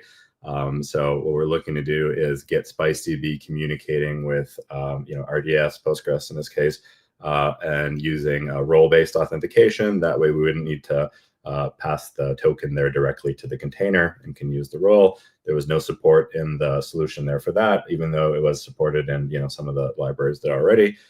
So what decided to do is, hey, let's it's a pain point. Let's go ahead and add it and see if we can get this through the PR review for the team. So I'm not don't consider myself a Golang developer, but I found my way around the code base, looked to match the code style, conventions that are being used there, added the support, and then got it up as a pull request. Had a few rounds of feedback, went pretty well, was able to address, the points that they mentioned. At the end of the day, get it, the team, the core developers there are the ones that are going to be maintaining the solution long-term, right? So they want to make sure that what you put in there makes sense. So I was happy to make the changes, and then we're able to go ahead and get it merged. And then after this, went ahead and added support for MySQL as well. So now, we can authenticate with both of those data stores on AWS without needing to pass credentials into the SpiceDB container, which in our end was nice. And then again, avoids having to rotate those secrets, right? Another lesson that we learned is kind of going back to one of the comments earlier. I like that. It's a hard problem with the capital H. I agree. We use dual rights as part of our stack there as well. So I think any implementation that leverages that, it's very important to be able to understand it closely and test it with as many edge cases as possible, so that if and when it does break, they understand why or how to recover it from it there. In our case, what had happened was that we had a batch job that was looking to sync a lot of permissions there during one of the migrations. And then it turns out that all of them were in one big transaction, but then one of the records failed, or I think maybe it timed out because there was so much. And then the whole transaction rolled back, right? So then we ended up deleting a bunch of permissions, but we ended up also deleting some of them that were there prior because things weren't exactly right. So that we had to, quickly recover from that in our case. So just, lesson is make sure the dual right logic and your strategy there is solid, and that you understand the edge cases, and you can avoid some pain like we had there in that case. Another lesson we learned while working with the tool is to avoid the lookup resources call as much as possible. So here's one example.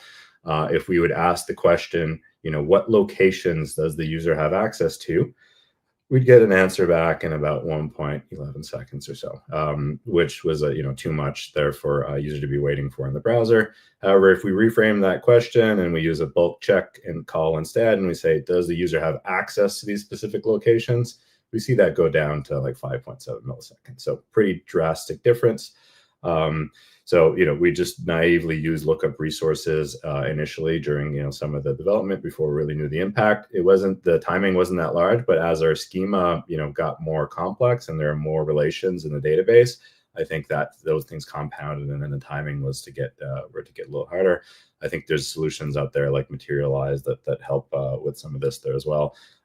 We found that we're able to get around it by just using, check bulk calls and being smarter with that whenever needed, right? So that was a big finding. And then, 5.7 milliseconds, very reasonable. Adds a little overhead over top of the request, and no one would notice there. So that was pretty neat. So all in all, we've been very happy using SpiceDB, and great. Takes the problem out of the app. A lot less complicated authorization layer, dedicated solution. That's all great.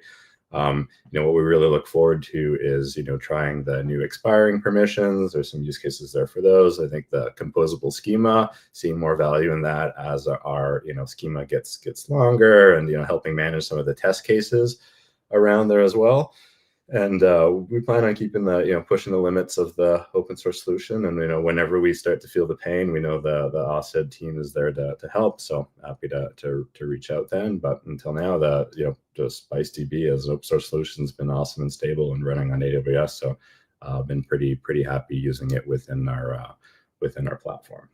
And that's it. That's what I wanted to share today. Thanks for listening.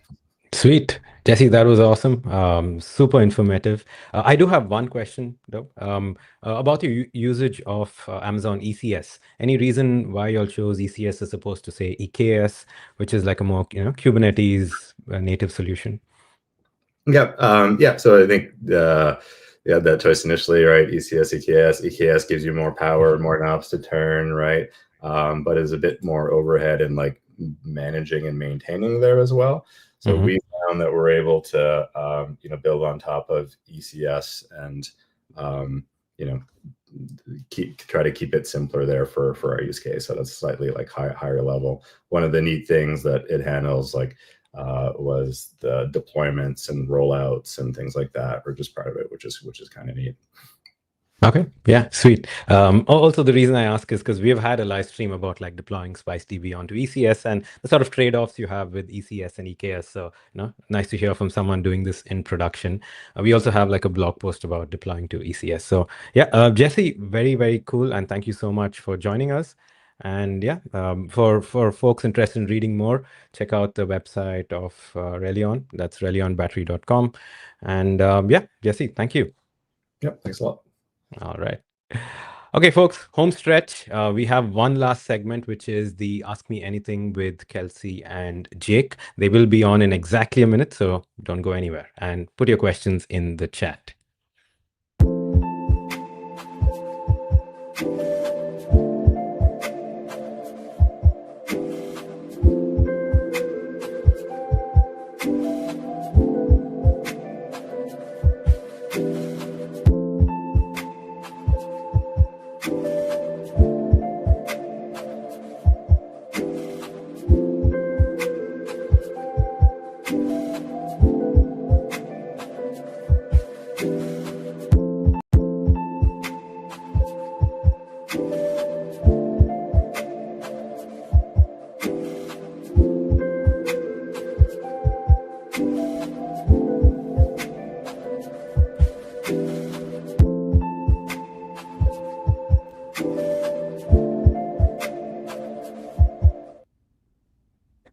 Hello, and we're back. I have Jake Moshenko, AuthZ CEO, and Kelsey Hightower, who, of course, doesn't need an introduction.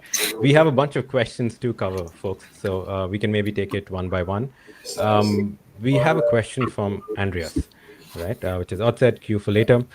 What are strategies/patterns when accessing large amounts of leaf items?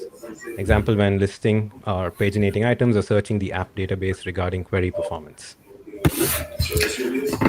Yeah, I can take that one. I think Jesse talked about some of the challenges there and some of the things that are involved. We recommend, if you're using open source SpiceDB, there's two different strategies you can use, and we call them pre-filtering and post-filtering. Excuse me. Pre-filtering is when you use something like lookup resources and try to say, what are all the things that I can access? And then you use those, you feed those into your database, and then the database can do things like sort them or filter them. And that's going to depend on how many items you're returning, whether that makes sense or not, and how fast it is. The post-filtering solution is where you load the data from your database first, and you take a look at it, and you're like, well, I only have 3 things. I might as well just bulk check them and then do it that way. But of course, right, this isn't the end of the story. And as Jesse alluded to, we also have a product called Materialize at AuthZ, which turns your permissions graph and all of the data, that ambient context that's powering it, into a big denormalized version of that same graph and data that can be queried just as fast as you could query a flat table in a database. So there's kind of like a multitude of different solutions, but sort of the one that kind of works for the biggest scales and for the most complicated sort of landing page experiences is the Materialize product. Yeah, and I've added the link to AuthZ Materialize right in the chat, so you can see it there. Kelsey, I want to ask you this question, and feel free to do a deep dive. So Adam had asked this question earlier, right, about keeping state consistent between a data store and a database, which also, adds to like the things like the dual write problem. This is a problem in like distributed systems, right? And that's something that you spoke about earlier, you worked on a lot. How do you approach this, this problem in production? You try not to avoid it at all costs. The reason why they're called systems of record is because it's the thing that we all trust to be correct and in sync. So like in the case of Kubernetes, that's etcd. Everything goes to etcd, and that's the one coordination point. Now behind the scenes, there's all kind of replication thing happens. So when you make extensions in a system like Kubernetes, that CRD, that custom resource definition, is stored in etcd, and it's manipulated and committed to etcd ideally before anyone sees it. And of course, we use things like those timestamps and time horizons to make sure that we're all working on the same object. So this is like a super, super hard problem, which is why we use these data stores to coordinate. I think the fact that SpiceDB is new and people already have existing data, like most companies have an AuthIn and AuthZ solution. If they're actually doing any business on the internet, you probably got to have those things operate. So I think this is one of those situations where you're not coming in greenfield. You actually need that existing data that you have. So, and this might be a question for Jake, how does SpiceDB evolve over time? I think a lot of customers highlight this as a problem, like, hey, in order to get the benefits of this system, we've seen this in the past with like Redis. You have a key value store that's caching data that traditionally belongs in a database, and cache invalidation is a super hard problem. So there's a trade-off, like what do you do for performance? So looking at some of the early SpiceDB architectures implementations, it feels like the same strategy we did with Redis versus your Postgres database.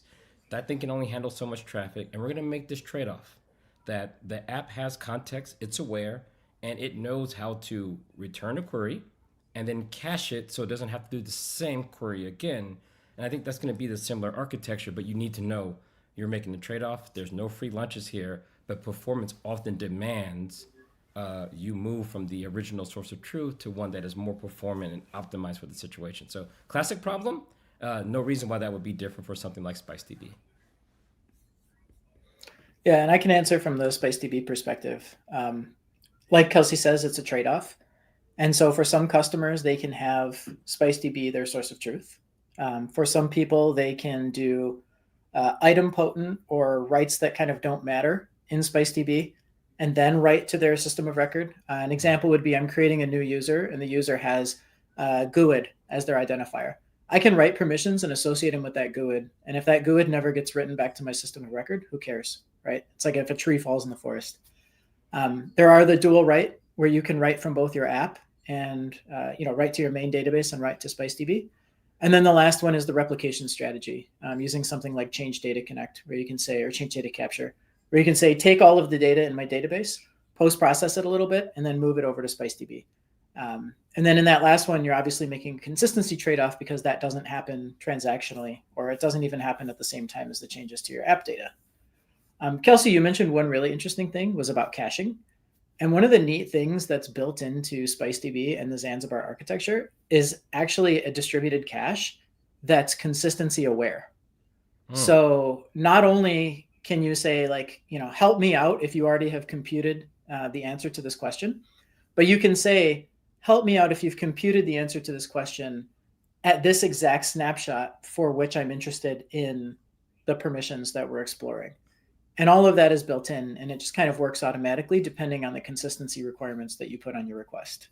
So what does that mean? I added a new user to the system. I've assigned all of these permissions, and I know that timestamp.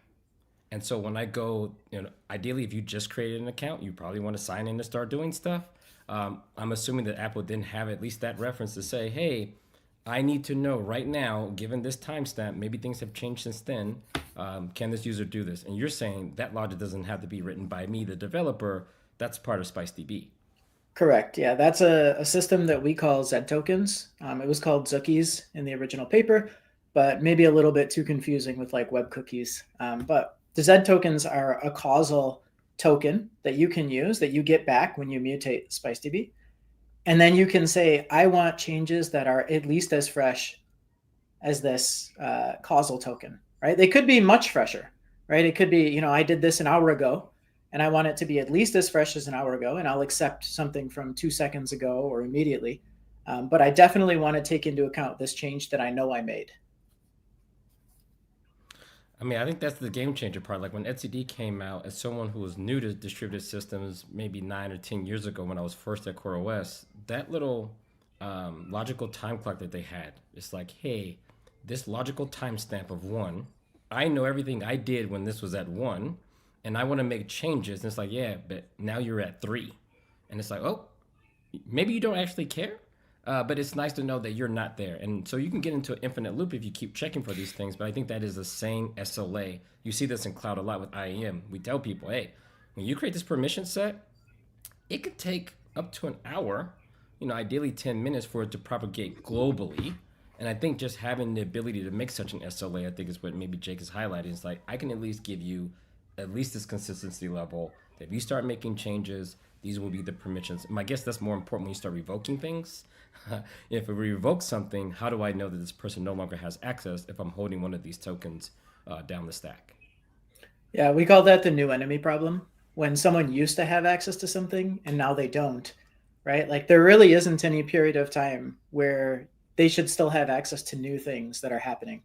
The canonical example is you've got a document and you revoke access and then you start writing new secrets in the document that you assume that that person will never be able to see. But oops, we're caching our permissions, and therefore now they get to see those secret things that they never should have been able to see.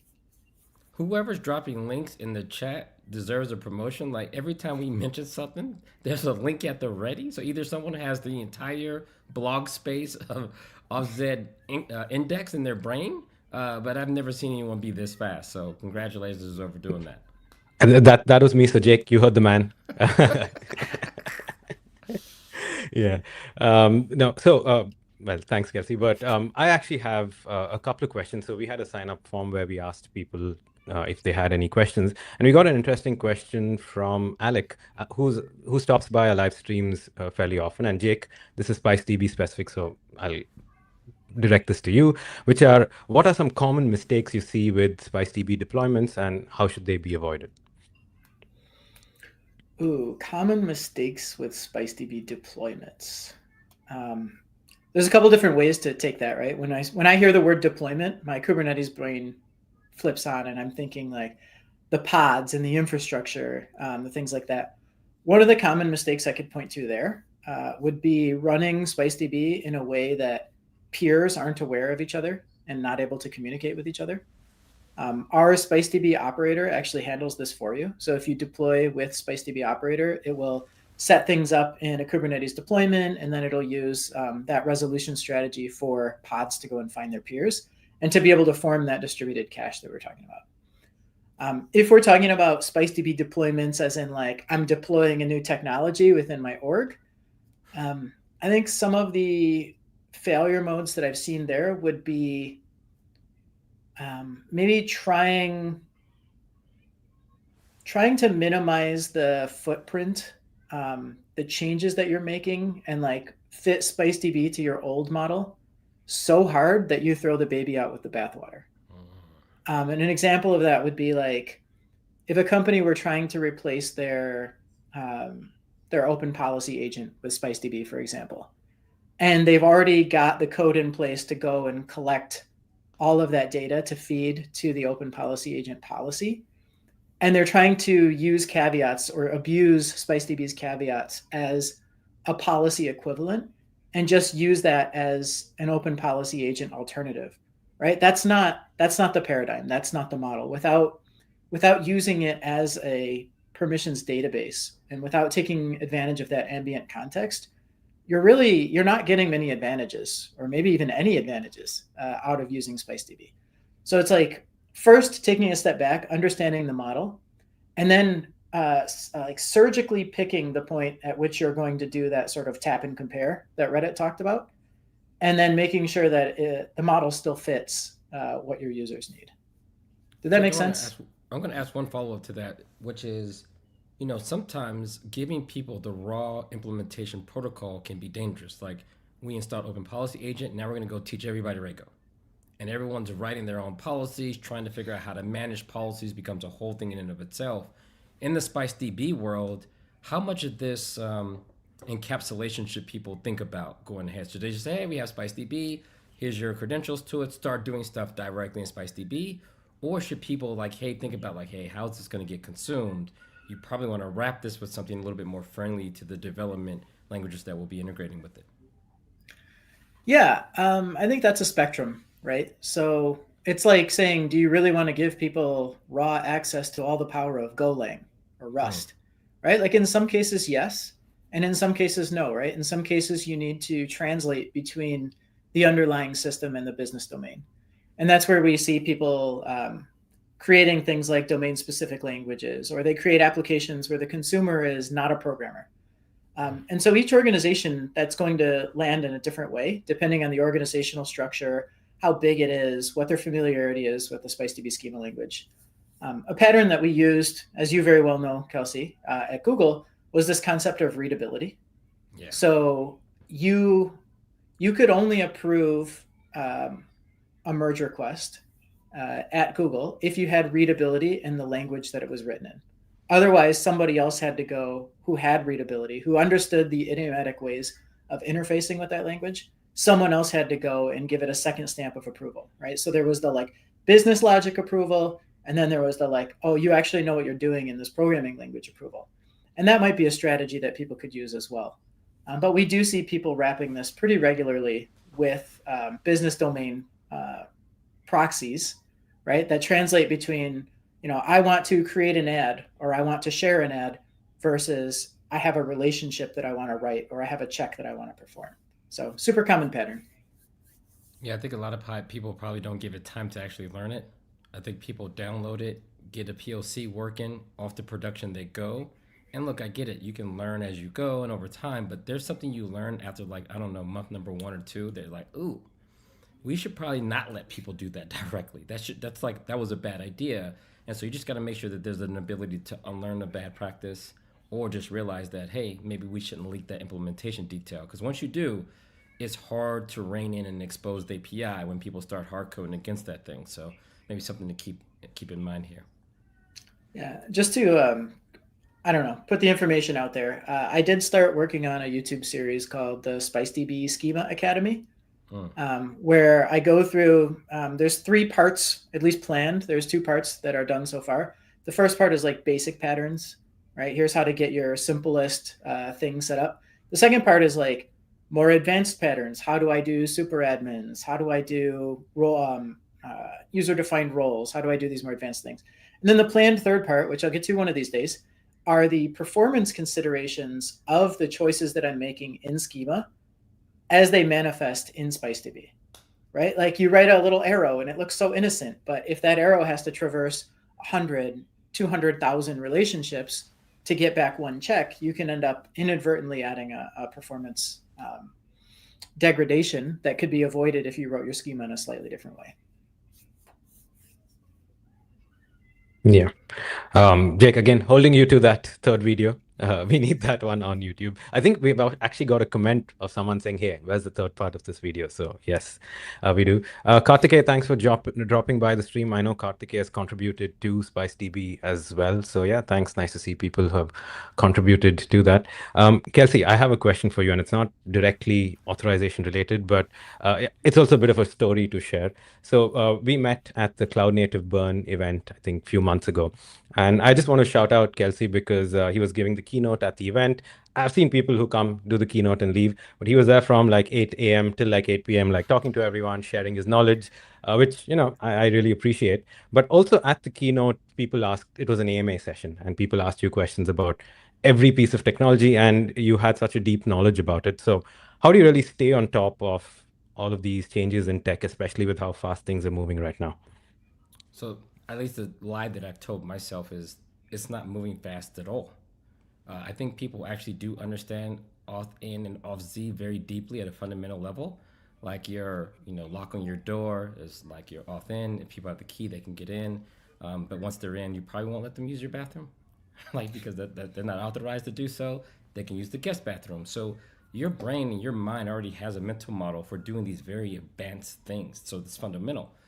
The problem is most people don't observe everyday life and write down these fundamentals. They don't form a philosophy. And so when they see something like SpiceDB or read the Zanzibar paper for the first time, it may be the first time that they're connecting those dots. But since they don't have that existing metaphor to map to, it just seems foreign and strange. And it just takes a long time because they think they're learning something new. So to me, I think the key is, even in this context, the fundamentals that you already practice for auth-in and auth-z are apparent in society. And they're the reasons why we can collaborate with each other. It's the reason why you can have a hotel with a bunch of rooms shared by people that rotate in and out like clockwork. These are very advanced systems. And when you map it to your software, this isn't new. This is like, over time, I think what we're experiencing is computers are getting closer and closer to being able to express reality, right? So, when people say they don't know how the mind works, it's like, yeah, because it just works. In this case, you have to build it. So that's my key. Fundamentals usually don't change very fast. New approaches to implementing the fundamentals do, and we're still at a time, space, complexity trade-off because computers aren't infinite. And so given that constraint of performance is still a problem, picking the right algorithm. So I think with the whole SpiceDB movement, a lot of people have chosen the wrong algorithm to try to express advanced permission sets, and then they call it things like performance issues or hard to manage. We say words like that. But then when you're offered a new way of doing things, that's usually where the performance comes in, because you're finally using the right data structure to express the thing you're trying to do, and it feels more natural. So that's the trick. And I think people in this community learn SpiceDB deeply and then map it to the fundamentals you already know. Nice. I love that answer. Okay. Folks, we have about 9 minutes, so get your last chance to get your questions in. I have a couple of questions that I also want to ask Jake and Kelsey. So, I'm using that privilege today. We do have a question from Suri Patel. I'm just going to scroll there. And Jake, I think this question is for you, which is there a way to control time-bound access privileges automatically? And explain time-bound access privileges. Yes. Sure. So time-bound access privileges, we'll start there. That would be, this person gets access to this thing for a week or a day, or maybe this person gets access to this thing only on Tuesdays. Those are all sort of time-bound access privileges. The very first way that we solved this in SpiceDB was with caveats. So caveats, if you're unfamiliar, are just a way to attach a tiny amount of policy onto a relationship and make that relationship conditionally exist or not exist from the perspective of doing a permissions check. So you can write a caveat, and the caveat might say, it might be called only on Tuesday. And then you feed a date to this thing. And then if the date happens to be a Tuesday, after you do some math, then you allow the access. And if not, then you deny it. The next one, or the most common application of that, would be expiration, right? So I want to share this 1Password link with someone for the next day, and they can only open it once, something like that, right? For those cases where it's going to be one day, it's never going to be, it's never going to come alive again after it expires. We have a specifically built feature called relationship expiration. So when you write a relationship, you can say, I want this to expire after one day. The difference between that and the caveats is that we will use the wall clock functionally to pick whether it has expired or not, whereas a caveat requires you to send in a clock, requires you to send in a time source to determine if it's quote unquote Tuesday or not from the perspective of your app. But yeah, expiring relationships, do their best to give you a performant way to handle that time-bound expiration or time-bound access control. Now, the thing that I want to double click on is that the original question was, can you do it automatically? And that automatically kind of doing a lot of work. So, if you're still in the chat, I'd like to have you elaborate on whether we've answered whether that's automatic enough, or if you had something else in mind. And we can talk about it some more. This sounds a lot like what Vault does with like secrets or username and passwords, right? Like I'm creating this MySQL username and password, and it's only good for 1 hour. And I think what Vault does, it does its own garbage collection where it says, hey, that thing is no longer valid, and it's just removed. And so it's much faster than checking this thing if it exists and doing all this evaluation. It's just not there anymore. And so if you do try to use it, it's just not there to be received by the other side, and it's typically removed from the downstream source. How does this map here? Do you also just remove that particular thing in the graph so it can never be evaluated in the future? Yep. If you're using expiring relationships, they're removed from the graph. They are garbage collected the same way. They're also checked at access time, because sometimes, you don't want to rely on garbage collection latency in order to do, to make decisions about access control. So they are removed from the graph if you use expiring relationships. If you build something on top of caveats, it would be up to you to sort of hunt those down and remove them when they're no longer relevant. And I think that's the game changer, right? That part where it just does it automatically. So just having garbage collection alone, because I think where a lot of mistakes get made is I don't go remove a thing. or I express time wrong, or one of my apps has the wrong time clock. And this thing is like every other app in the West Coast is fine, but East Coast is now doing something we shouldn't do. So I think, oh, Suri says, hey, you've answered my question correctly. So there you go. Yeah. Contractors who are hired on a project basis. Actually, the only on Tuesday, the original example of that was only on Fridays. And it came from the cleaning crew that we had at our last office. I'm like, they shouldn't be able to mosey in and out of the office whenever they feel like it, right? Only on Friday, only between 5 p.m. and 9 p.m. And so we could write a caveat that expressed that. And that's not something that you'd want removed or garbage collected, right? Because you have an ongoing relationship with this contractor, but it's still time bound, right? Like you still don't want them, like I said, moseying in and out whenever they feel like it. Yeah, man, I just want to shout out first that I posted the link as soon as they spoke about it. So again, I'm totally on top of it. But also, Suri, we did a live stream about this. Ironically, we did a live stream about expiring relationships on Valentine's Day. But Joey, the CTO of AuthZ, so he did a demo as well. So if you're interested in this feature, check out that live stream. It's on our YouTube channel. Hopefully no one on this stream's relationship expired on Valentine's Day, because that would be sad. Didn't we look it up? Isn't it the #1 day for breakups? Something like that, yeah. Okay, so folks, we have just like 4 minutes, and we like to run a tight ship here. So I have one last question that I'm going to put to each of you. And Jake, you can go first, which is 2025. We know that authorization is at the top of mind for a lot of people. What is the one prediction you have in this space for 2025? And Kelsey, I'll get this question to you next. Oh man, Kelsey gets time to think. Yeah. What is the one prediction for this space? Yeah. As CEO of an authorization company, I thought you should go first. So yeah.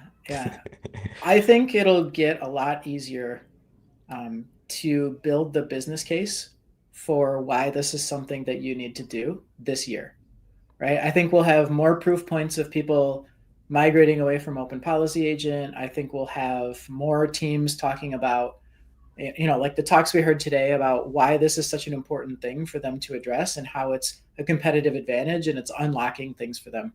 And these are all the things that I need, right, as CEO of an authorization company to like put in front of you for you to be like, oh, obviously, right? Like, obviously I have the same problem. Obviously I should, either become a customer of AuthZ or adopt SpiceDB. It's all gravy for us. But I think that that'll get a lot easier in 2025. Yeah, so 2025, I think there's going to be the key to all of these type of projects, Kubernetes, Docker, you name it, over the years. Someone's going to show up with the amazing UX improvement that changes the game, like model view controllers, Ruby on Rails. And so when you get this usability, so like ORM for SpiceDB will show up at some point. Someone's going to figure out the golden path or the common things people want to do, and it's going to abstract away some of the complexity in the onboarding. It could literally be AuthZ that does it. But when that shows up, so right now you're in the educational phase, like people are still like, what is this? How do I use it? But at some point it will be just what you do, like by default. You just, there's no better way to do this, and it just becomes the thing. So I got a feeling that in 2025, the ORM-like thing will show up where you don't have to do a lot of translation from what you want to do and how you do it. And that's going to be the thing that makes people just say, yeah, why would you do anything else? Yeah, interesting. Yeah, Jake, do you want to, have any thoughts about that? I do have something to share, but this isn't the right time. So Okay. Stay tuned. Yeah, all right. We do have a couple of comments. So we have Yordis, who also says, strongly believe I found a golden path, which is event-sourced systems. Yeah, Yordis, I mean, we've spoken about, some of this. Yeah, Kelsey, I think you might have something to say here. No, again, like I said, when you write your code, you kind of express some of these relationships already, and you just have to do this big mapping exercise, and that's where a lot of mistakes are made. But I promise you, once these patterns are understood, and this pattern and this experience comes from companies like Reddit actually sharing, so there's probably people using this stuff that ain't talking. The key is y'all have to start sharing, and there's no use case too small. And I think that's the mistake people make. Remember when Kubernetes got big, the average cluster size was 3 to 5 node. not 10,000. So even if you're using this stuff for small use cases, share what you're doing, and that will literally be the game changer. And the last thing I'm gonna leave you with here is it's easy to predict the future when you're working on it. So we can make all of this stuff true because we're literally doing the work. So we don't have to be guessing as much as we are manifesting it to be. Yeah, and Yordis also says, I'm in love with SpiceDB because my system design and architecture enables SpiceDB. Yeah, thanks so much, Yordis. Yeah, and I think we're out of time. Rectide, there is a question from Rectide about OPA. We did speak a little bit about that, Rectide, earlier in the stream in case you missed it. So, this video is going to be there on our YouTube, so do check that out. Kelsey, will you be at KubeCon this year? Because we are going to be there. We have a booth as well. Yeah, I'm doing like 4 events during that week. So that's like Nice. mini Super Bowl for Kelsey. So you'll see me all over the place and probably hanging out with my friends over here at AuthZ too. So see you there. Excellent. All right. So, folks, just 2 last things. One, thank you all for joining in and spending time with us. Means the world to us that you took some time off your busy day to spend that time with us. So, hope this was informative to you. Thank all the speakers as well: Jake, Kelsey, Jesse, Sumedha, Braden, Tana, and everyone else who worked on this too. And yeah, if you have any questions, drop by our Discord. And yeah, that's it. Thank you so much again. And folks, have a good rest of the day. Bye.